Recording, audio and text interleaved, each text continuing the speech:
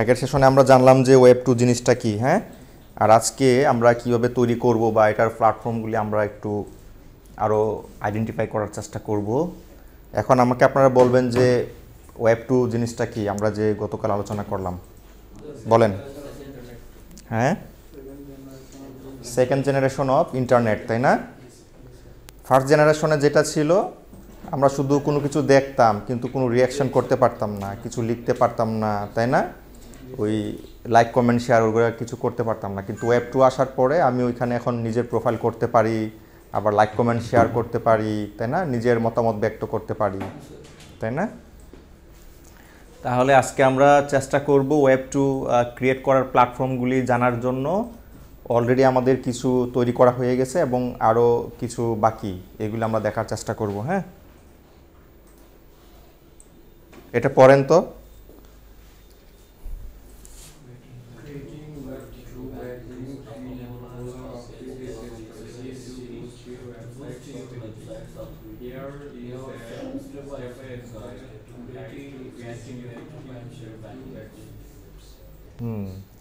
আমরা ওয়েব 2 যেটা, এখান থেকে একটা ভালো ব্যাকলিঙ্ক পেতে পারি, তাই না?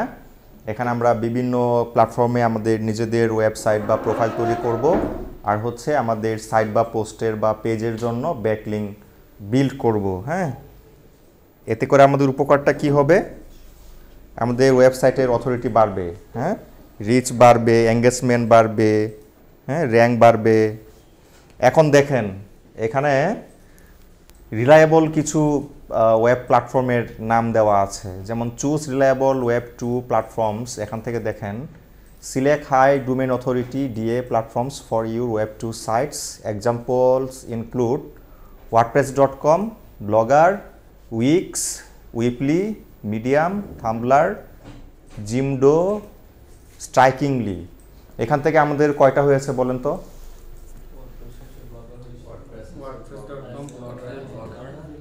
আর আরগুলা হয় নাই, তাই না? আমরা তাহলে শিখবো এই বাকিগুলো, একটা একটা করে সাইট ক্রিয়েশন, হ্যাঁ, একটা একটা করে তৈরি করে শিখবো বা দেখবো নাকি। আর সবগুলি আসলে আমাদের প্রয়োজন হবে না বা আমরা ইউজ করব না আমাদের রিয়েল লাইফে, হ্যাঁ, কিন্তু আমাদের জানা থাকাটা ভালো বা জানা থাকতে হবে, তাই না? হ্যাঁ, আমার মনে করেন, হ্যাঁ, গুগল সাইটেও আমাদের হয়েছে, কিন্তু এটা এখানে লিস্ট করা নাই, তাই না? কিন্তু আমাদের হয়েছে। আমার ক্লায়েন্টের বা আমার বায়ারের ডিমান্ড থাকতে পারে, ভাই আমাকে উইকলিতে করা লাগবে। এখন যদি আমি না শিখি, আমি যদি না পারি, তাহলে তো ওই বায়ারটা আমার হাত থেকে মানে ছুটে যাবে, তাই না? আমার ওই অর্ডারটা লস হয়ে যাবে। তো এখন আমি কি করব? সবগুলি এর জন্য আমার শিখতে হবে, জানা থাকতে হবে, তাই না? হ্যাঁ, আমার পছন্দ অপছন্দ দিয়ে কিছু যায় আসে না। আমার ক্লায়েন্ট কি চায়, আমার বায়ার কি চায়, তার উপর নির্ভর করে, তাই না? মনে করেন আমি এখন ব্লগার ওয়ার্ডপ্রেস দিয়ে পারি, ভালো লাগে আমার, কিন্তু আমার এই উইপলি বা উইক্স দিয়ে ভালো লাগে না বা আমি করি না, কিন্তু আমার ক্লায়েন্ট চাচ্ছে। এখন আমার প্রায়োরিটি কাকে দেওয়া লাগবে, তাকে না আমাকে? বলেন তো। ক্লায়েন্টকে। তাহলে তাকে স্যাটিসফাই করার জন্য আমার, সে যদি চায় উইক্স দিয়ে, তার উইক্স দিয়েই আমার করে দেওয়া লাগবে একটা সাইট ডেভেলপ, তাই না? বা হচ্ছে এসইওর জন্য ব্যাকলিঙ্ক, হ্যাঁ, প্রোফাইল তৈরি করে দেওয়া লাগবে। তাহলে আমার এই জন্য সবগুলির উপরে আমার দক্ষতা থাকা লাগবে। হ্যাঁ, চলেন এই দুইটা ওয়ার্ডপ্রেস আর হচ্ছে ব্লগার, এই দুইটা ছাড়া বাকিগুলো আমরা প্র্যাকটিস করব আমাদের আলোচনার পর থেকে, তাই না? বাকি সময়গুলো ক্রিয়েট অ্যাকাউন্ট, হ্যাঁ, এটা তো আমরা সবাই জানি। Register on the selected web 2, choose a user name and subdomain that aligns with your niche or brand.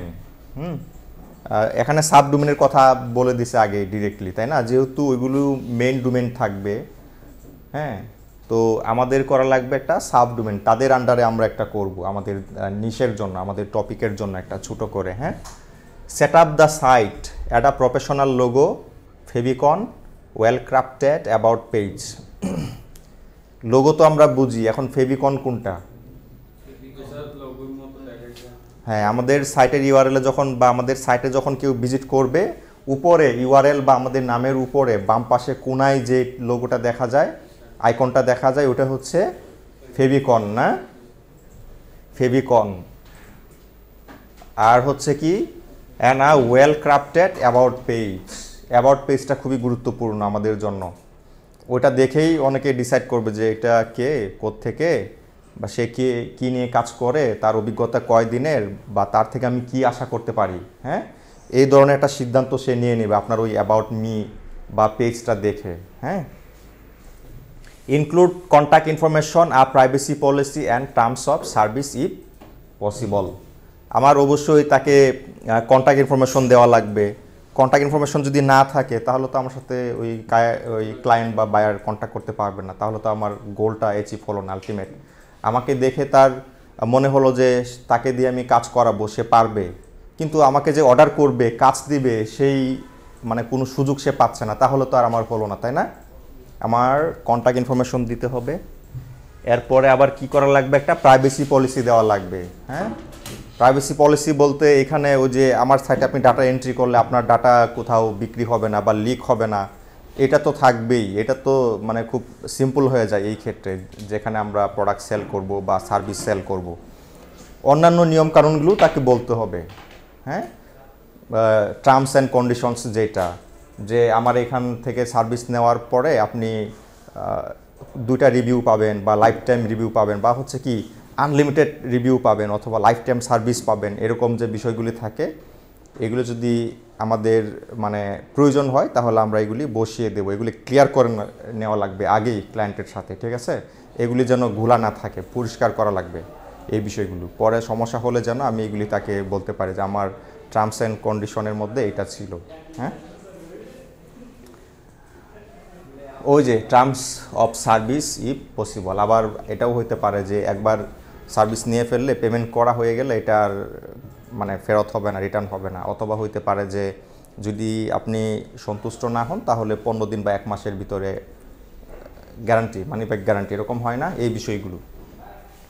Choose a clean SEO friendly theme or template. SEO friendly একদম ক্লিন পরিষ্কার একটা template choose করা লাগবে, যেটা দেখেই বোঝা যায় কোথায় কি আছে, বা কোন বাটনে ক্লিক করলে পরে আমি কি সার্ভিস পাবো, বা কোথায় আমাকে নিয়ে ল্যান্ড করাবে।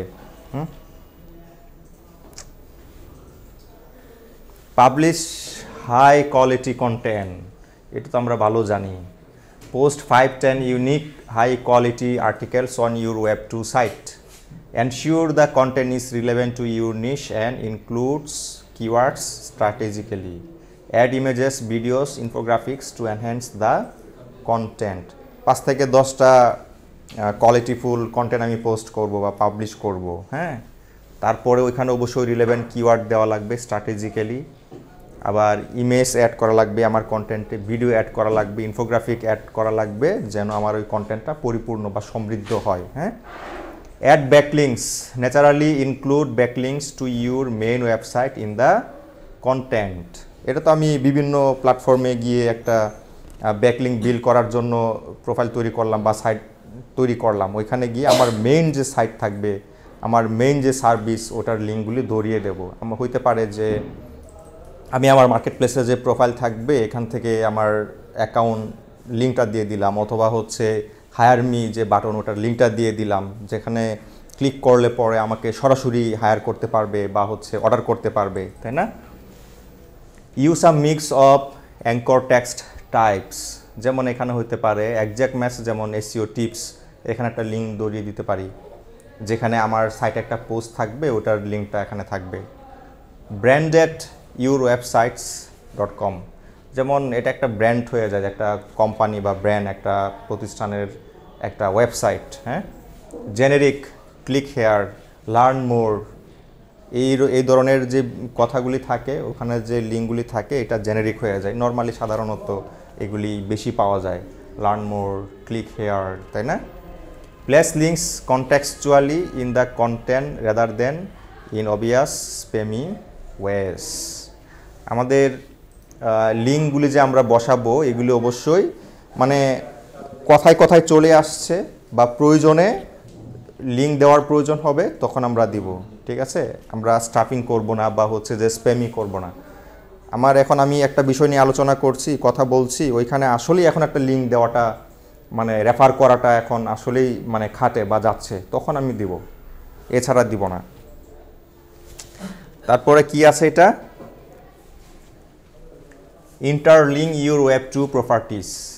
ইন্টারলিঙ্ক বুঝিত না, ওই যে ইন্টারনাল যেটা, হ্যাঁ ওইগুলি বলে, এক এক জায়গায় এক এক নামে বলে। হ্যাঁ, if you create multiple web two properties, interlink them to create a network, ensure this is done naturally to avoid looking like a link scheme. এখানে দুইটা বিষয় আছে, লিঙ্ক স্কিম একটা, আর একটা হচ্ছে ওই মাল্টিপল ওয়েবসাইট যেটা থাকবে ওটাকে আমি ইন্টারলিঙ্ক করে দেবো। মনে করেন আপনার 10টা প্ল্যাটফর্মে 10টা ওয়েবসাইট, এখন এইগুলিকে আপনি নিজে নিজেই একটার সাথে আরেকটাকে কানেক্ট করে দিচ্ছেন ঘুরিয়ে পেঁচিয়ে, তাই না? আপনি ইন্টারলিঙ্ক নিচ্ছেন, আপনার নিজের জন্যই আপনি নিচ্ছেন, অন্যের জন্য কিন্তু না। এটা হচ্ছে হয়ে গেল ইন্টারলিঙ্ক নাকি। আর বলছে কি লিঙ্ক স্কিম, আপনাকে এটা ন্যাচারালি বসাইতে হবে, যদি না বসান তাহলে সার্চ ইঞ্জিন ধরেই নিবে যে সে নিজে ইচ্ছা করে নিজের সাইটে সে এইভাবে একটার পর একটা করে লিঙ্ক ব্যাকলিঙ্ক দিয়ে নিয়ে যাচ্ছে নিজের জন্য, তাই না? এরকমটা যেন না হয় সেজন্য আমরা ন্যাচারালি বসাবো, মানে আমার ওখানে লিঙ্ক দেওয়াটা এখন যায় তখন দিব। হ্যাঁ, update regularly, post fresh content periodically to keep the site active, engage with comments or queries on the platform. আমাকে রেগুলারলি পোস্ট করা লাগবে, তারপরে আবার যদি কেউ কমেন্ট করে সেটা রিপ্লাই দেওয়া লাগবে। হ্যাঁ, কমেন্টটাও কিন্তু এসইও ফ্রেন্ডলি দেওয়া যায়, এটা মনে বলছিলাম আমি নাকি? কমেন্ট এসইও ফ্রেন্ডলি করা যায়, রিপ্লাইটাও এসইও ফ্রেন্ডলি করা যায়। মনে করেন কেউ একটা কমেন্ট করলো আপনার একটা ভিডিও বা যেটাতেই হোক, আমিও এটা ফলো করার চেষ্টা করি, বাট সবসময় করা হয়ে ওঠে না।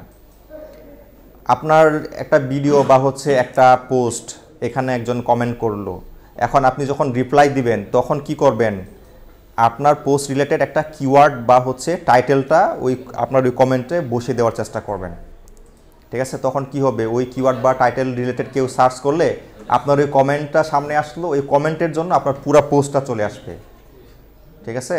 এটা হচ্ছে এসইও ফ্রেন্ডলি কমেন্ট বা রিপ্লাই। হ্যাঁ, আমরা এটা ফলো করার চেষ্টা করব। হ্যাঁ, এটা যে কোনো প্ল্যাটফর্মেই হোক, ইউটিউব, ফেসবুক হোক বা ওয়েব আর্টিকেল পোস্ট যেখানেই হোক না কেন, এটা আমরা ফলো করার চেষ্টা করব। হ্যাঁ, monitor performance, use tools like Ahrefs, SEMrush, হ্যাঁ, two track, monitor indexing status using.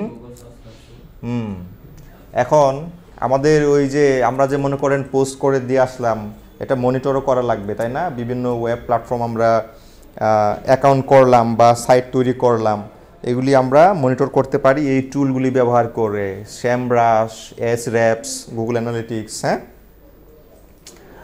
আবার হচ্ছে গুগল সার্চ কনসোল, যে আমার কোন পেজটা ঠিকঠাক মতো চলে বা কোন সাইটটা ঠিকঠাক মতো চলে বা কোনটা চলে না, কি সমস্যা ওটা ফিক্স করার জন্য। হ্যাঁ, অ্যাভয়েড কমন মিস্টেকস, যেমন don't use spun or plagiarized content, এটা তো আমরা বুঝি নাকি?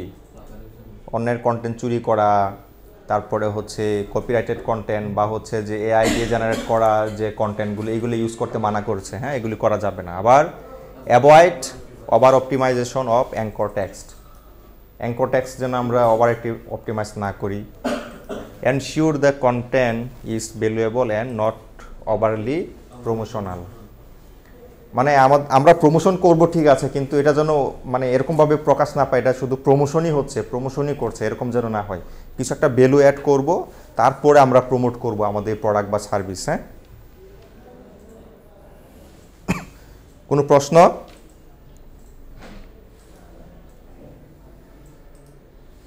আছে কোনো প্রশ্ন আপনাদের? নাই না? হ্যাঁ, আচ্ছা, ওয়েব 2 প্ল্যাটফর্মের লিস্ট আমি দেখেছিলাম না, কার কয়টা মনে আছে বলতে থাকেন তো একটা একটা করে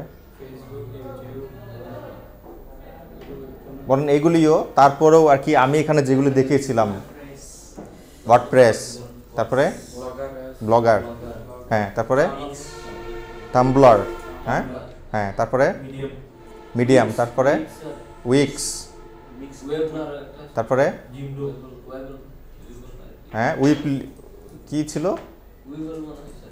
হ্যাঁ, উইপলি এরকম একটা ছিল, উইক্স, উইপলি এরকম, তারপরে জিম্বো,